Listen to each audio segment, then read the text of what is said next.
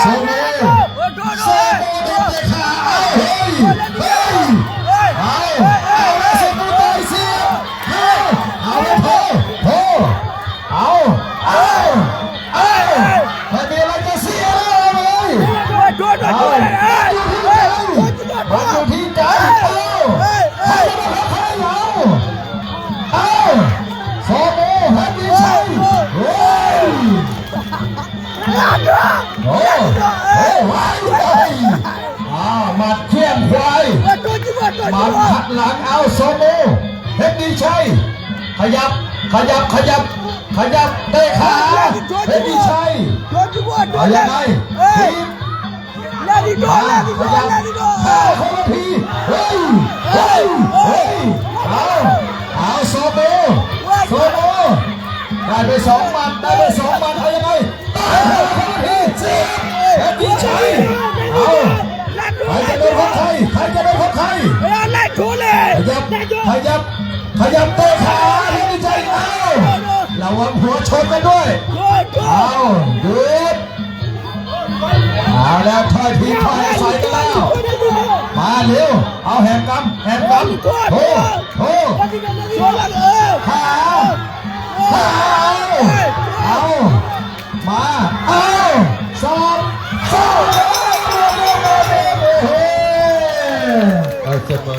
เสมอกันไป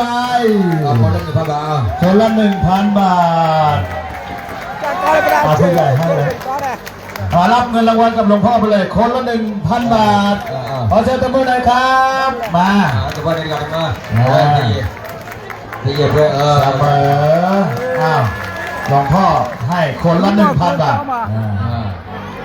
มาเยอะกันรู้ตัวยังโชมูประสานเตนี่โชมูนี่หลวงพ่อให้ในนิดหน่อยขอบคุณครับมาเอาแบกไว้ข้างบนเลยแบกให้ใช้เอาแบกไว้ข้างบนโชมูเอาแบกนวมไว้ถอดนวมให้หน่อยเอาให้จำปาใส่เลยแบกอะจำปามวยหญิงการนี้เราเนาะป่วยเรื่องง่ายจัดเลยขณะนี้ด้วยบิวแม่เสียยาวโจรทุยาแม่ทุยยากลีดิกูบอกกูเจ้ามาเดี๋ยวนมเปรี้ยวกับจำปาขึ้นมาคาดเชือกมือหญิง3 ยก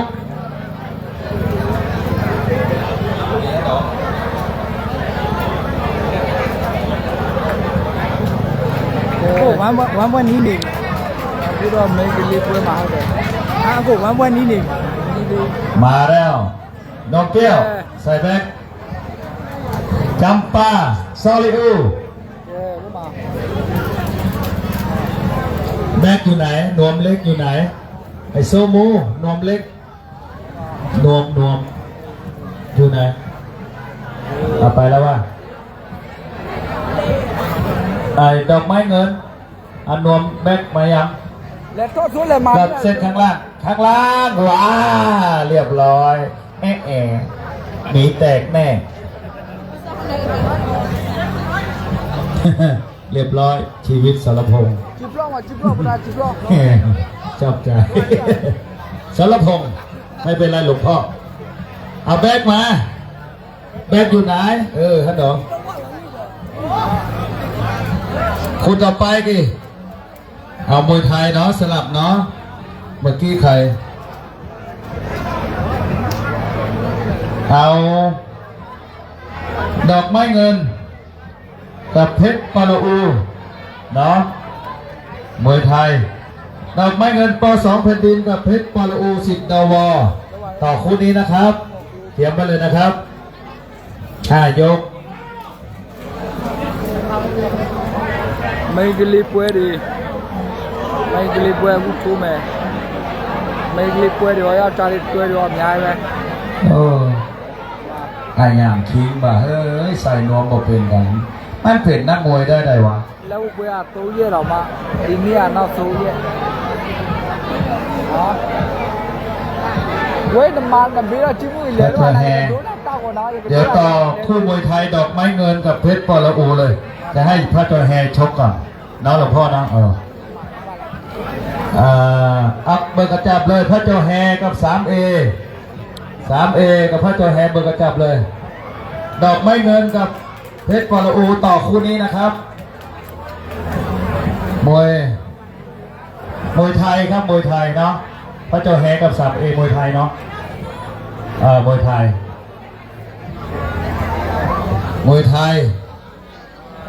แดงพระเจ้าแฮ 3A น้ำเงินกระเชียร์หรือเปล่าคาเชียร์หรือเปล่าเป็นเลยนะเจ็ดมาฮูต้องถามเอาค่าเชือกไหมต้องถามพระเจ้าแฮ 3A ก็ได้ค่าเชือกก็ได้ชกได้หมดอะแล้วแต่หลวงพ่อจะบอกเอาค่าเชือกเอานมมาคืน 3A ค่าเชือกนะพระเจ้าแฮค่าเชือกหลวงพ่อสั่งใครอย่าหือเอานมมาคืนค่าเชือกครับการไม่ซื้อมาเปล่าล่ะการไม่ซื้อไปอ่ะหลวงพ่อชอบซาเด็กครับค่าเชือกโอ้เนี่ยทุบไม่ทุบหนอทุบไม่การไม่ทุบไม่เลยเนี่ยทุบยาขาดยาดูยาดันมานะ3 ยกนะครับอย่าใช้หัวนะจำปานะคุณลูกตัวลูกคนที่บ้านเอาวะมายกที่1โทมานี่เลยจำปาโซลิอูจำปา2 แผ่นดินจงเปี้ยวเอาป้าเอาแล้วก่อนกันนี้ก็เอายังไงจำปาเฮ้ยมันโหดคอเลยดีกว่าเฮ้ยเอาแยบแล้วโอ้ยใครขวาจำปาโนเปี้ยวมาเลยกันเลยเอาเลยโทมาเอาใส่กันเลยเอาใครจะโดนของใครมาโซเลอูสอแล้วโนเปี้ยวจับปามาแลกกันเลยมาขยับมาขยับหาจังหวะเจ็บเลยซ้ายขวาเอาเลยโดนเอาคืนมากันโนเปี้ยวตีเฮ้ยเอาละมึงเฮ้ยใครจะโดนของใครจะโดนของใครโดนผิวสอนให้ด้วยจับปานี่เย็บเอาตอนขวาซ้ายจับปา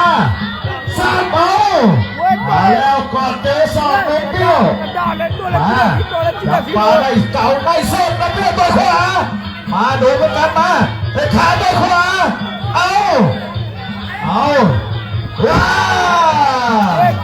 ไม่ต้องกอดแล้วไอ้โนเปี้ยวแลกบัตรเลยมาจับมาเย็บซ้ายเอายังไงกัน3-2จับมาเฮ้ยกรรมการไม่ได้มึงโดนสอบแม่เอายังไงนมเปรี้ยวนมปุดนมเปรี้ยวโดนแล้วเอาหาจังหวะแยบซ้ายต่อยขวาคนทีมาหาจังหวะต่อยขวาไม่โดนอย่าไปก้มทำไมเฮ้ยผ่านไป1 ยก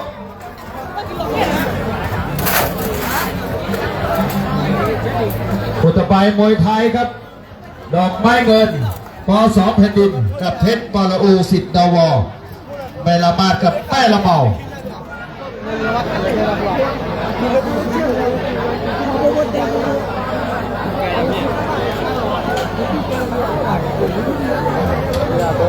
จบดอกไม้เงินกับเพชรปรอูก็หลวงพ่อบอกให้พระเจ้าแฮกับ 3A นะครับคาดเชือกหลวงพ่อจัดให้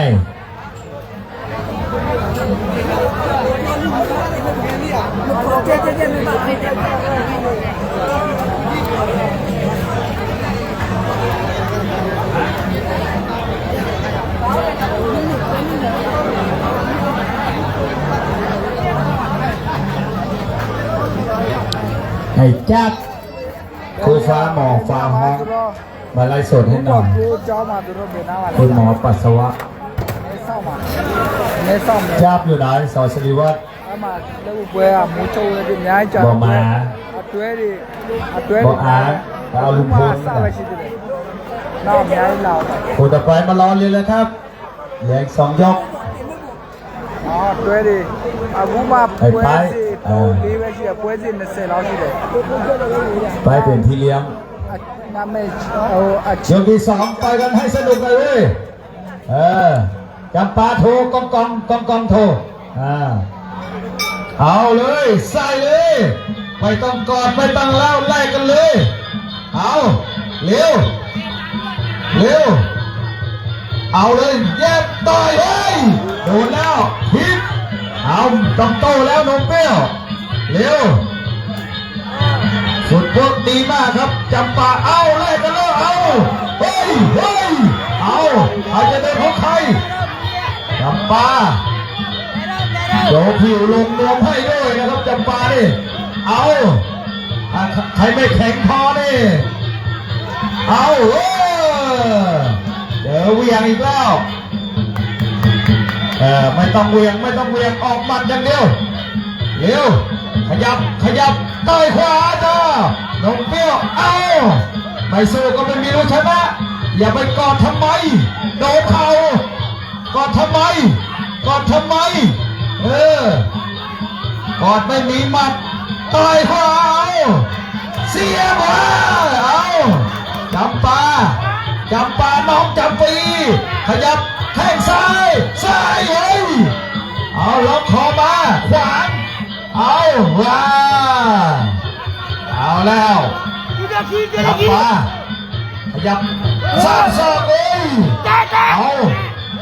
สามเอ้ยเอาแล้วโดนแล้วเอาจะรอดไม่รอดโดนเปรี้ยวเ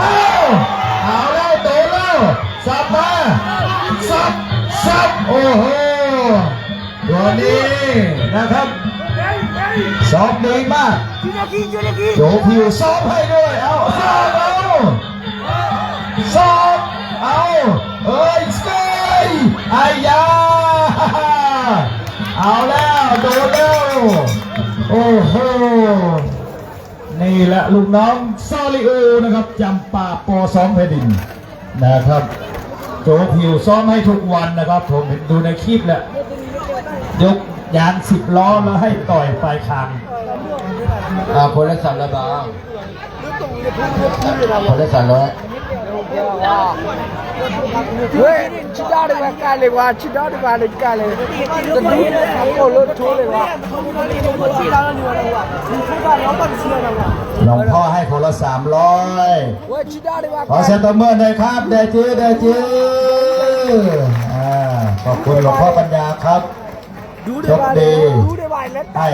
รางวัลสินน้ำใจกับนักมวยนะครับส่งเสริมนะครับส่งเสริมเยาวชนบ้านเราครับภาคพื้นชายแดนนะครับ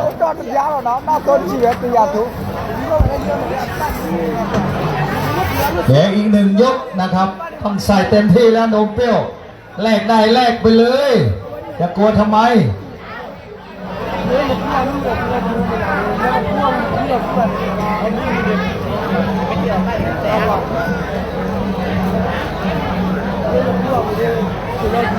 จับปานี่สดขึ้นมาครับเดี๋ยวงานหน้าจะให้ต่อยกับดำรงศิษย์ผู้ใหญ่จุกคาดเชือกนะครับแกน่าสนใจชีวะจิตคิดต่อดีแล้วย่าจะจิตดูดีแล้วแต่ว่าอันสุดทุกมาซาบินามาเพื่อสุดท้ายเอาเลยโทมาน้องเปี้ยโทมามันอยู่ที่ใจเอาอยู่ที่ใจเอาเลยกลัวทำไมเอาอย่ากลัวทำไมแล้วก็มีตีมีมือเสียมือนี่แหละสดขึ้นมาก็จำปาเดินมาหาแล้วเย็บซ้ายต่อยขวาเอาโอ้โหเอายังไงตรงนี้ต่อยขวาไม่ถึงมาเอาเลยกันเลยเอาเลยเสียไหมอายาเอาแล้วเอาต่อยขวาอัปเปอร์คัตได้ซ้าย โอ้โหเอาเลยสู้ โอ้โหมาให้ขวาไปขวาเอาเจอกับเดจื้อมาเสมอกันไปสุดยอดครับใครได้ครับจำปานี่แข่งปุ๊กเอาผู้ใหญ่ใจดีมอบให้คนเลยเพิ่งลงจำปาเดี๋ยวก่อนมารับเงินรางวัลก่อนเร็วนี่ผู้ใหญ่ให้200เนี่ยมาพอเลยมันบอกพอเลย เขามาคนนี้ ได้ละมะนาว1 ลูกติดหน้าผากไม่เป็นไรเดี๋ยวหมอดูอีกคนละ500 บาทเอาที่ไหนท่านไหนนี่พอเลี้ยงมาแล้วครับขอเชิญตัวนู้นหน่อยครับเอาซอเฮียสิงห์มาเองครับวันนี้คนละ 1,000 บาทขอเชิญคนละ500ขอเชิญตัวนู้นหน่อยครับเดจื้อโอ้โหสุดยอดโชคดีก็มีรางวัลอย่างนี้แหละครับลงได้เลยครับขอบคุณครับขอบคุณผู้ใหญ่ใจดีทุกท่านนะครับขอบคุณลอดเชือกเส้นข้างล่างตะกี้มันลอดมาดีนะไม่แตกลอดเส้นเขาเรียกจำปาเดี๋ยวอีกสัก 4-5 ไฟล์เจอกับดำลงขาดเชือก